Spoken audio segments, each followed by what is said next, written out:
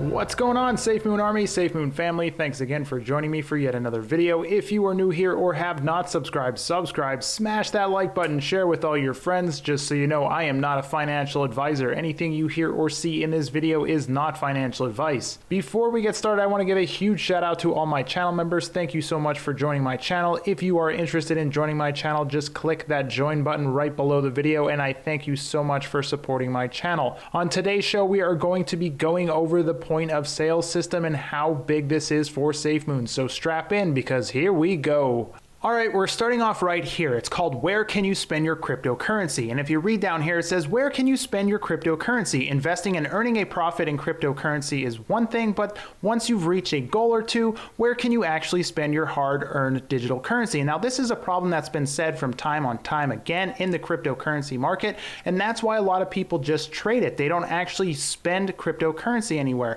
And if you read down here, it says, one real issue is that Bitcoin and Ethereum and others are not technically viewed under the law as a currency, so the rules on how to spend them will vary depending on the platforms and the rules of the sellers, etc. So if you heard what I just said, it said the one real reason is that they're not technically viewed under the law of currency. So that is a huge problem. So now it makes sense to actually think why Safemoon is taking the time to file all the paperwork and to go through all the rules and regulations of the different places, because they want to make sure they are compliant when they start delivering their cryptocurrency into all these different countries. And if we read down here under where to spend cryptocurrency or how to spend it, where is an issue to be sure, but how to spend your Bitcoin can also be a question you'll need answering. For example, there are debit cards that you can tie to your cryptocurrency to allow you to spend anywhere that type of credit card is accepted. Crypto accounts may require you to use a mobile wallet, or you may have to use some type of prepaid card or pay for goods or services with your digital currency. So as you can see, it's not really easy to take your cryptocurrency from your wallet and use it to actually spend on things, and then when you go to spend it on things, it's not technically viewed as a currency. So these are some of the issues within the cryptocurrency space. Now, if you took your cryptocurrency online, there are a bunch of places that do accept cryptocurrency, but one of the biggest places and one of the biggest issues is actually using cryptocurrency in your daily lives at places and stores that you go to in person. So if we fly on over to this, it says you can buy more things than ever with cryptocurrency. Here's why you shouldn't. And if you read down here, it says you can buy more things than ever with cryptocurrency these days, from video games to new furniture, but should you? The cryptocurrency markets are notoriously volatile, and the price you pay for an item today may not be what your purchase is worth tomorrow. Plus, many companies are experimenting with crypto payments only accepting Bitcoin, which experts say is one of the worst cryptos you could use to pay for something. Nevertheless, people are interested in how crypto might work as a payment method, and nearly 20% of all US adults say that they are likely to make a purchase using crypto, according to a recent report. Now, this is huge, guys. Everyone wants to use cryptocurrency. I want to use cryptocurrency myself, but I do have that concern that if I'm going to make a payment on something, then the cryptocurrency that I just spent before could spike in price, and I could be losing out on a huge amount of profit. Now, if you look all the way down here at the bottom, there may be a future in which digital currencies become more commonplace forms of payment, but for the average American crypto investor, consider paying for groceries in crypto. I think we're not there yet. So the issue is you're not going to take your cryptocurrency right now. There is a problem. You can't take it and you can't spend it in the grocery store because not a lot of places are accepting it. Now, if you fly on over to this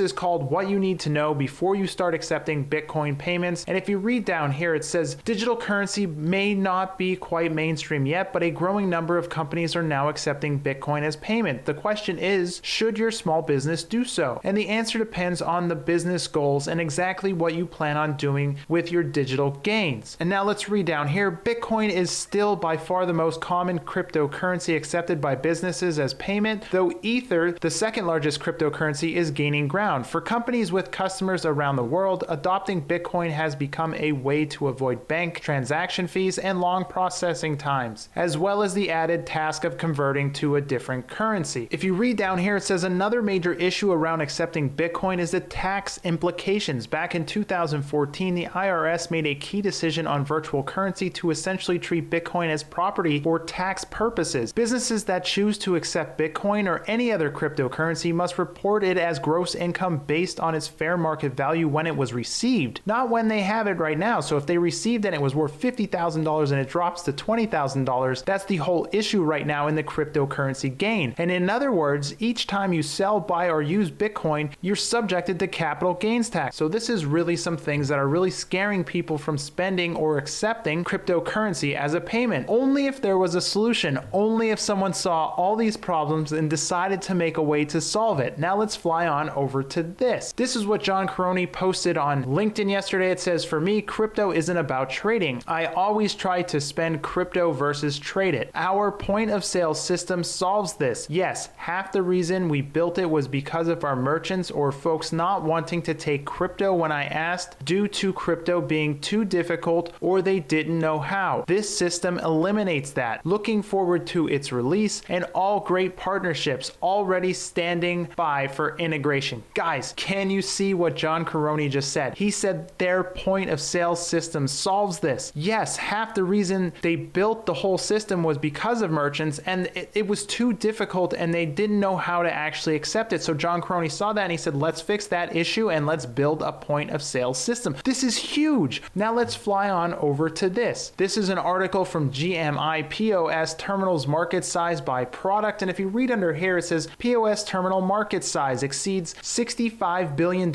2020 and is posed to grow over 13% between 2021 and 2027. And if you look down here, it says it started off at 65 billion in 2020 and they see a room to grow to 140 billion by 2027. Guys, this is huge. This is absolutely bonkers, the amount of money that these industries are making from this. And if Safemoon gets in all these different industries, they're going to start taking a piece of every pie. Now, some people are fighting on Safemoon and they don't think they're really accomplishing anything. You'll see some people in my comments and you'll see people around you telling you that they didn't really accomplish anything. So John Caroni had a perfect response for all of this. So now let's fly on over to his response. He said, "We have over 1 million users on the app. We have an EU e-money license. We have won awards. We have our own DEX versus a router contract, which is what most of the other projects do. We are going through all the filing processes for other licenses as well because we are focused on compliance and we are able to get Safemoon debit cards tied to the wallet. Our point of sale systems will allow business and merchants to take Ethereum and Bitcoin tokens just to start that are on the Safemoon wallet. We have a presence in multiple countries across the globe. Safemoon is a tech company, not a project. We do things differently." And not only do they do things differently, they also are going to do things globally. Just listen to what John Caroni had to say in an old AMA when asked about the Gambia. Who's to say that after the Gambia that there's not other mass adoption cases that take place? So people using Safemoon to transact it's actually a huge use case because the reflections that come back to the holders is big. And that's all I have for today's show, guys. If you liked it, subscribe, smash that like button, share with all your friends, and I'll see you in the next episode.